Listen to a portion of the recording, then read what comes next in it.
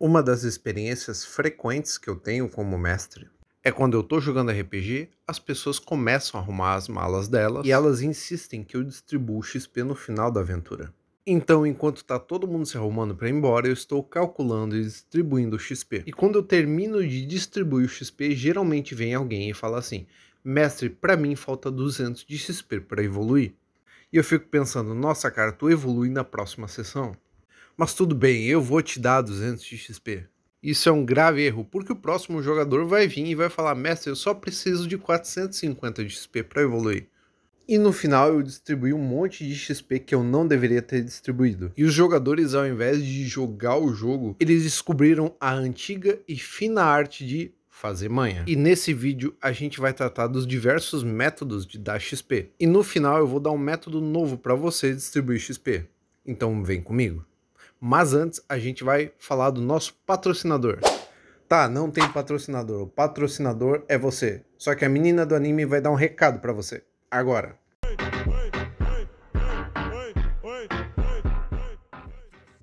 Na distribuição de XP da quinta edição existe um negócio chamado ND. Ele não é os dados de vida do monstro, mas quão o monstro é perigoso. E a ND, na teoria, não na prática, leva em consideração a quantidade de pontos de vida do monstro, seu poder de ataque, habilidades especiais, resistências e até mesmo a capacidade de dar dano em área. A ND vai de 0 a 30. E o mestre, para fazer o encontro, compara a ND dos monstros que ele selecionou com o nível do grupo. Um combate fácil é quando os monstros têm uma ND abaixo do grupo, médio igual do grupo e difícil acima do nível do grupo. Lembrando que a ND também pode ser usado para armadilhas ou para outros desafios como puzzles ou desafios de interpretação a critério do mestre. E agora a gente vai numa pequena tangente, porque o livro do mestre indica que a gente faça 6 a 8 encontros por dia antes de fazer um descanso longo. Ok, quem aqui fez 6 encontros num dia em um jogo de RPG, cara? Em geral, eu rolo 3 encontros no máximo. Eu sei que isso é para drenar os recursos dos jogadores e cada encontro ir ficando cada vez mais difícil e os jogadores têm que fazer estratégias para poupar os recursos deles, mas ninguém faz isso, cara. Nenhum mestre aguenta fazer isso. Cara, no quarto ou quinto encontro o jogador já vai estar de saco cheio e tu não fez nada além de combate nessa sessão, cara. Eu não mestro por encontro, mas se eu mestrasse por encontro, seria 3 combates em um dia de aventura antes dos jogadores descansarem. Porque os meus jogos geralmente são 2 horas e meia, no topo. Tops.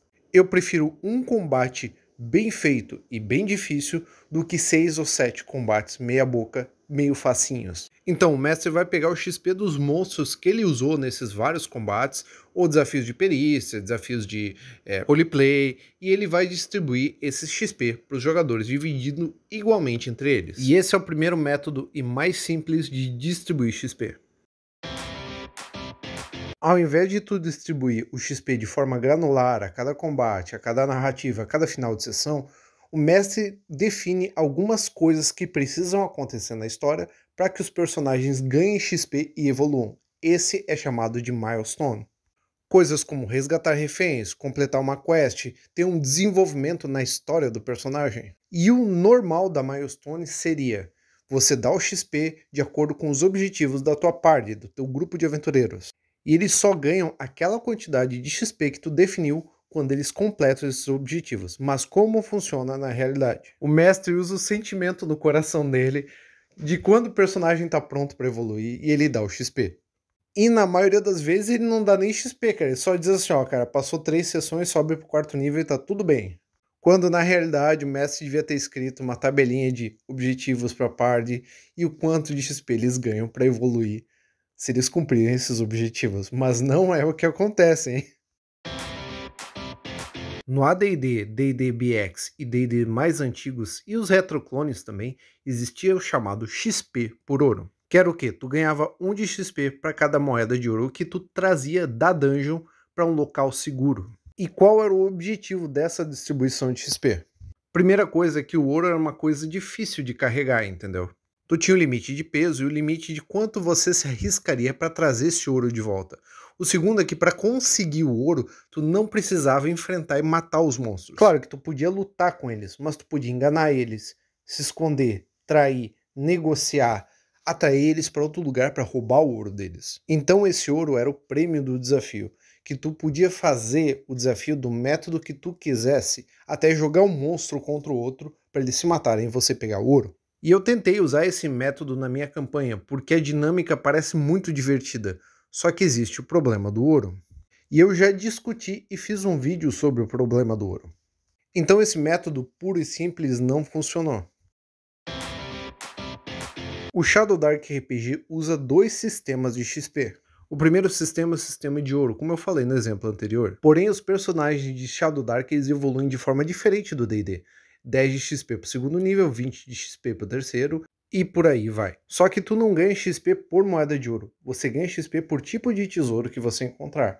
Coisas de até 100 moedas de ouro é 1 de XP, um item mágico, ou uma poção, um pergaminho é 3 de XP. Uma arma mágica inteligente é 5 ou 7 de XP. E algo extremamente poderoso como um desejo é 10 de XP. E além disso, o Shadow Dark tem outra mecânica de você ganhar XP, que é você fazer o carousing, que é tipo a versão medieval de festa, bebedeira e curtição. Porque a ideia em Shadow Dark é que os personagens sejam meio Conan, assim. Sempre que eles ganham dinheiro, eles torram tudo e precisam se aventurar de novo na próxima sessão. Então você define o quanto de ouro você vai gastar nesse carousing. 30 PO, 100 PO, 300 PO, 600, 900, 1000 PO nessa bebedeira. E essa quantidade de ouro vai te dar um bônus na tua jogada. Então você joga um D8 mais bônus e compara com a sua tabela de carousing, para ver o que aconteceu na tua bebedeira. Se tu tirar 1, tu ganha 2 de XP e acorda com ressaca na tua cama. E se tu tirar 8, tu venceu um concurso de arremesso de facas, ganhando 4 XP e 1 ponto de sorte. E o bom desse método é que quando você está ganhando XP, você está ganhando rumores e ganchos de aventura, de acordo com o resultado da tabela. Em Vampiro à Máscara, no LARP, né, tu ganhava um ponto de XP automático, mas tu ganhava XP respondendo algumas perguntas. Por exemplo, se o teu personagem aprendeu alguma coisa, se ele superou um desafio, se o jogador interpretou bem a natureza e o comportamento do personagem. Então no Vampiro o XP era tanto do jogador quanto do personagem. Ele tinha perguntas tanto para o jogador quanto para o personagem. Se ele foi um bom roleplayer, ele ganhava mais XP. Obviamente era de 1 a 3 de XP por sessão, não muita coisa. Agora falando de Call of Cthulhu, tem o XP de melhoria por uso da habilidade. Call of Cthulhu usa porcentagem como teste de perícia. E vamos dar um exemplo que eu tenha armas de fogo em 45%. Se eu usar armas de fogo na sessão, o mestre marca como se eu tivesse usado ela. E eu posso evoluir ela no final da sessão. Então no final da sessão eu vou rolar as perícias que eu tenho marcada como usadas. E se eu tirar acima delas, elas evoluem, subindo um D6 em cada perícia. Então dá para notar que quanto mais alta a tua perícia, mais difícil é de você evoluir ela. E isso simula muito bem o aprendizado natural de uma pessoa. O método de XP que eu desenvolvi com o meu grupo é o XP por treinamento. Ele é muito parecido com o XP por ouro e bebe muito do carousing de Shadow Dark. Nesse método, tu também ganha XP por desafio, 100 de XP por dado de vida do monstro e ponto final.